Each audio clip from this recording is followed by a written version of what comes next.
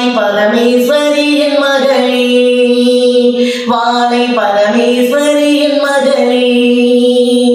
தாய் பாடும் பாட்டுக்குள் வாழை வந்தாள், தாளாட்டு தாய் பாட வாழை வந்தாள். தாய் பாடும் பாட்டுக்குள் வாழை வந்தாள், தாளாட்டு தாய் பாட வாழை வந்தாள்.